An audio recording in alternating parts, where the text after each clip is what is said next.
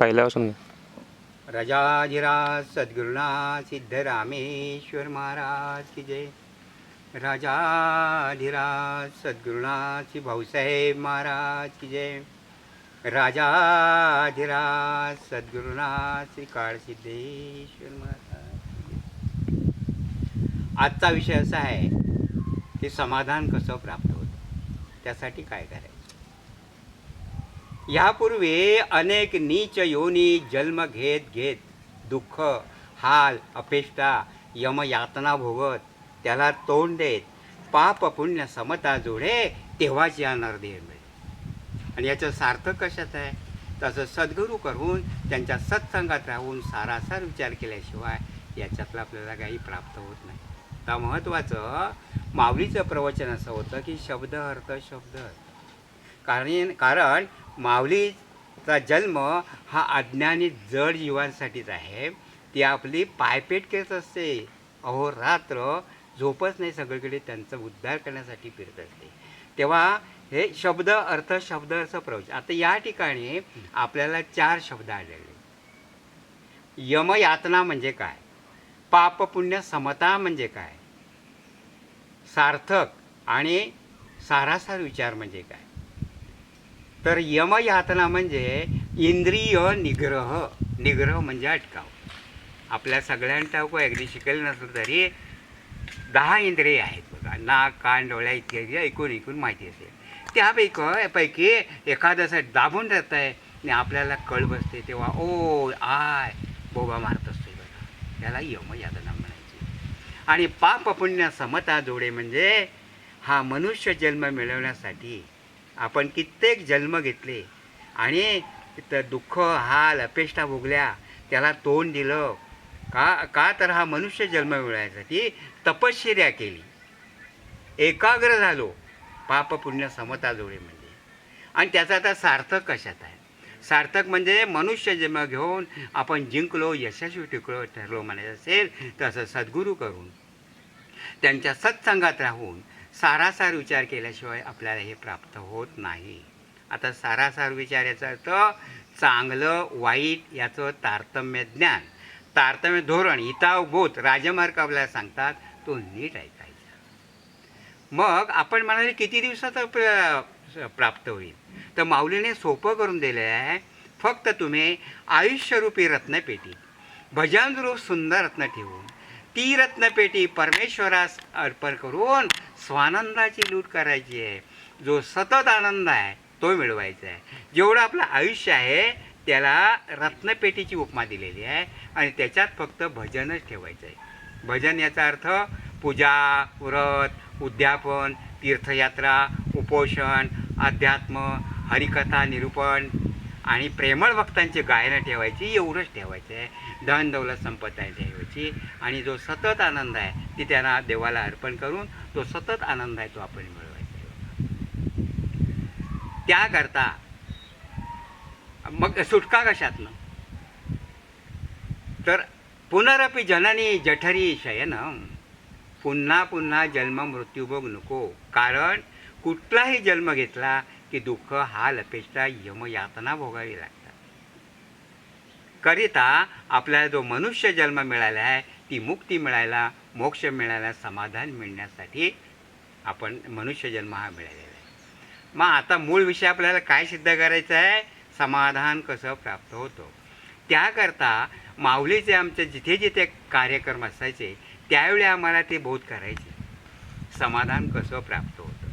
तेव्हा आपण ते माऊलीचे बोल परत एकदा ऐकूया.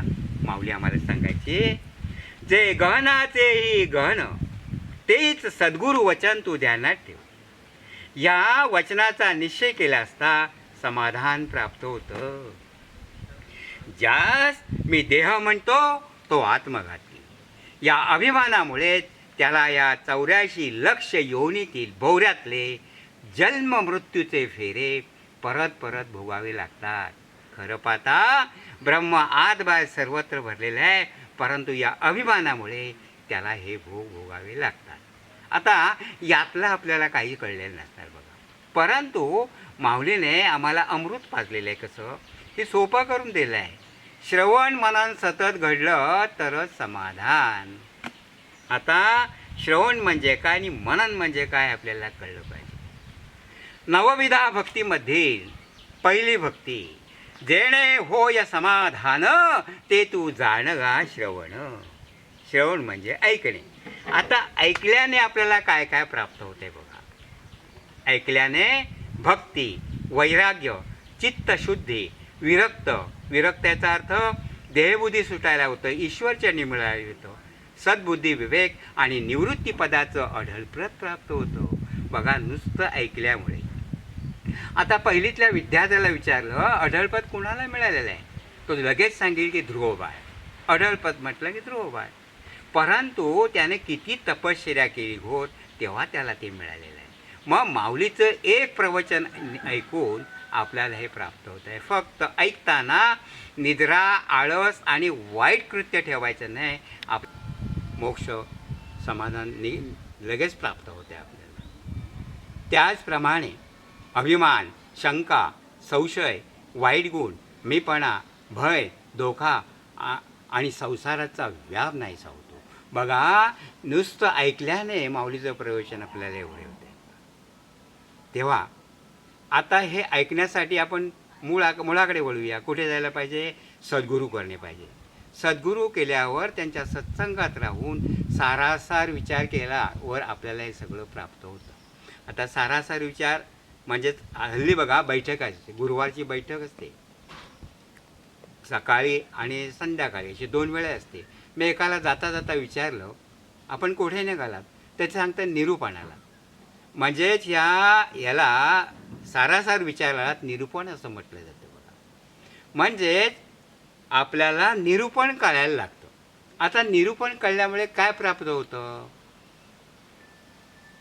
तर आपलं जे भरकटलेलं मन असतं, सैरावैरा इथे तिथे भटकत असते. आत्तासुद्धा इथे बसलेलो आहे, पण मन हा आपल्या जवळचा नोकर आहे, सांगाल ती क्रिया लगेच करते. आता ते आपल्या घराकडे खोलीकडे तिथे काय चाललं आहे ते विचार करत आहे. मुंबई, ठाणा, पुणा, कलकत्ता, कोल्हापूर, सातारा, कुठल्या गावामध्ये आपली लोक आहेत तिथे जाऊन त्यांचा विचार करते. तेव्हा असं निरूपण कळायला लागल्यामुळे असं या भरकटलेल्या मनाला आळा घालून ते ईश्वर प्राप्तीची इच्छा करू लागते. अंतःकरणामध्ये स्फूर्ती निर्माण होऊन मी स्वतः ब्रह्म झालं असे त्याला भासू लागतो. भवतरणोपाय अध्यात्म कळायला लागतो. प्रकृती असो किंवा परमार्थ असो, म्हणजे प्रपंच असो किंवा परमार्थ असो, हे दोन्ही साध्य करण्यासाठी आपल्याला श्रवण हे एकच साधन आहे. चारी मुक्ती कळायला श्रवण पाहिजे. चारी मुक्ती विद्या, अभ्यास, पूजा, व्रत, उद्यापन, तीर्थयात्रा, उपोषण, अध्यात्म, हरिकथा, निरूपण, प्रेमळ भक्तांची गायनं आणि अनेक कलांचं ज्ञान प्राप्त होण्यासाठी श्रवण हे एकच साधन आहे. उदाहरणार्थ जसं एकाच पानाने सगळी वनस्पती वाढते, एकाच रसाने सर्व प्राण्यांची उत्पत्ती होते, सर्वांना जगवण्यासाठी एकच वायू आहे आणि सर्वांना वावरण्यासाठी पृथ्वी ही एकच आहे आणि सर्वांना वावरण्यासाठी आकाश म्हणजे पोकळी ही एकच आहे. हे जसं एकच साधन सांगितलं गेलं तसं आपल्याला सर्वांना समाधान देणारं साधन हे श्रवण हे एकच आहे बघा.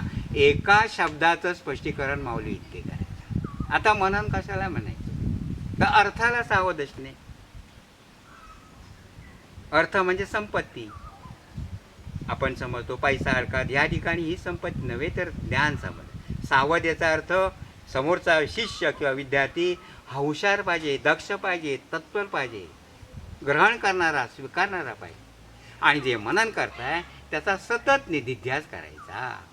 आता सतत निधिध्यास म्हणजे त्याचा अर्थ सतत चिंतन, सतत एकाग्रता, की आपल्याला समाधान प्राप्त झालं, मोक्ष प्राप्त झाला, ब्रह्मत्व प्राप्त झालं. आणि असं हे ब्रह्म अलक्ष्य अनिर्वाच्य आहे. सांगून बोलून दाखवता येत नाही किंवा पाहता येत नाही. कुणालाही विचारलं अरे ब्रह्म कसं आहे, त्या लगेच सांगणं ते निर्गुण निराकार आहे. अरे पण त्याला ओळखायचं कसं, ते आपल्याला कळण्यासाठी आपण इथे ऐकतोय ना. ओळखायचं कसं, कारण त्याला पाहायचं म्हटलं तर दृष्टी नाहीशी होते, बोलायचं म्हटलं तर वाणी खुंटते, त्याला आकार नाही, रंग नाही, रूप नाही, त्यालाच निर्गुण म्हटलेलं आहे. निर्गुण म्हणजे गुणातीत. गुणातीत याचा अर्थ गुणांच्या पलीकडचं, अव्यक्त, अचिंत्य, ज्याचं चिंतन करता येत नाही, त्यांना सद्गुरू म्हटलेलं आहे. त्यांना सिद्धी पावलेला पुरुष, त्यांना समाधानी पुरुष म्हटलेला आहे. त्याला ब्रह्मत्व प्राप्त झालेला पुरुष म्हटलेला. मग आपल्याला अनुभव आधी कधी येतो? जेव्हा सद्गुरू कृपेने आपल्यातला मी कोण आहे असा कळतो, तेव्हा अनुभव येतो. आणि आपली समाधी कधी लागते? तर बुद्धीचा दृढ निश्चय करून मी कोण ह्याचा विचार करावा की अकस्मात समाधी लागते.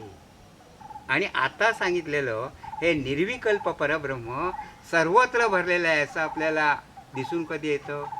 जेव्हा आपल्यातला मी खोटा आहे हा दिसून आला की खरोखर असं निर्विकल्प परब्रह्म सर्वत्र भरलेलं आहे असं आपल्याला दिसून येतं. मग आता आपला मूळ विषय काय सिद्ध करायचा आहे?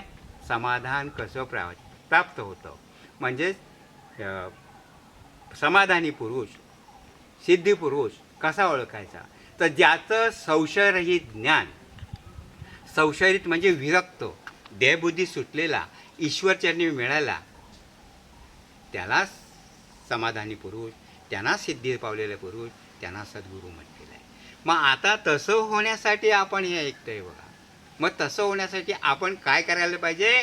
तर मुख्य देवाचा निश्चय करावा, मुख्य साधनांचा निश्चय करावा, आणि जेथून हे चराचर उगम झालेलं आहे त्याच्याशी जाऊन त्याचं सत्य स्वरूप ओळखावं, मीपणा टाकावा आणि स्वतः परब्रह्म व्हावं. आता महत्त्वाचं, आपण तर म्हणा चर म्हणजे जग, जगाकडे जायला सांगितलं आहे. कसं बसं करून हे 15 ते 20 मिनटं काय आहे ते संसारातनं बाहेर पडून ऐकत बसलो आहे. आता संसार सोडून इतक्या लांब जगाकडे कुठे जायचं? तर माऊलीने आम्हाला त्याच वेळी सांगितलं आहे, देव तिथे तिथे नसून देव इथे ते आहे. माऊली आपल्याला सांगत आलेली आहे, नको दिंडोरा नोवनी देवा हे तुझ पाशी, नको दिंडोरा नोवनी देवा हे तुझ पाशी. तो इथे तिथे ढुंढण्याची गरज नाही, तो देव तुझ्या अंतःकरणामध्ये आहे. अंतःकरण म्हणजे जाणीव, आणि जाणीव म्हणजे सत्वगुण, आणि सत्वगुण श्री विष्णूचा अंश असल्यामुळे त्याच योगाने श्री विष्णू जगाचं पालन पोषण करत आहे. मग देव कुठे आहे?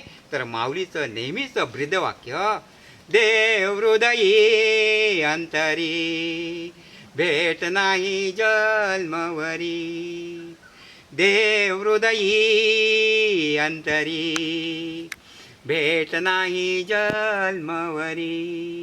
देव हृदयात आत आहे, आणि कित्येक जन्म घेतले तरी त्याची तुझी भेट होऊ शकत नाही. परंतु माऊली सांगते, जेव्हा आपण सद्गुरू करतो तेव्हा माऊली सांगते का नाही भेट होणार? तात्काळ होईल. जेव्हा तू शरणांगती पत्करून सद्गुरू करशील आणि सद्गुरू स्वरूपी आरसा समोर धरशील, तेव्हा तुला अंतःस्वरूप दिसेल. मग आता जगाची व्याख्या कशी काय? तर तिळा इतके हे बिंदुले तेने त्रिभुवन कोंदाटले. एका बिंदूने हे जग बनलेलं आहे. त्रिभुवन म्हणजे स्वर्ग, मृत्यू, पाताळ एका बिंदूने बनलेला आहे. अशी ही जगाची व्याख्या, त्याला जग म्हटलेलं आहे. मग आता आपल्याला सिद्ध काय करायचं? म्हणून सद्गुरू सांगतात, मला बंधन आहे हा संशय टाकून देऊन मी मुक्त आहे, म्हणजे मी आत्मा आहे असे म्हण. मी आत्मा आहे म्हणणे हीच मोक्ष लक्ष्मीची स्थिती. अहम आत्मा, मी आत्मा आहे हे कधीही विसरू नये. सद्गुरू कृपेने सगळे संशय दूर होतात. म्हणून संशय टाकून देण्यासाठी सत्संग धरावा, म्हणजे परमार्थाची प्राप्ती होते. एकंदरीत ज्याच्यातील सगळे संशय दूर झालेले आहेत, ज्याच्याजवळ उत्तम गुण आहेत आणि निर्मळ परब्रह्म आहे, निर्मळ म्हणजे किंचित जवळ ही त्याच्याजवळ मन नाही, अशानाच सद्गुरू, अशानाच सिद्धी पावलेला पुरुष, अशानाच समाधानी पुरुष म्हटलेला आहे. बस मला निमित्त करून माऊलीने समाधान कसं प्राप्त होतं ते आपल्या हृदयापर्यंत पोहोचवण्याचे कार्य करून घेतलेलं आहे. एवढा बोध आपल्याला पुरेसा आहे. तेव्हा मी माझे 2 शब्द इथेच थांबवतो. फक्त नेहमीप्रमाणे जिथे जिथे असे ब्रह्मवर्ग असतील, माऊलीचा कार्यक्रम असेल, तिथे तिथे आपण सगळ्यांनी उपस्थित राहून आपण आपल्या नर्दे सार्थक करायचं आहे. आणि तशी सद्बुद्धी समर्थ माऊली आपल्याला देवो अशी तिच्या चरणी प्रार्थना करून मी माझ्या 2 शब्दांना पूर्णविराम देतो. राजाधिराज सद्गुरुनाथ सिद्धरामेश्वर महाराज की जय. राजाधिराज सद्गुरुनाथ श्री भाऊसाहेब महाराज की जय. राजाधिराज सद्गुरुनाथ श्री काळसिद्धेश्वर महाराज.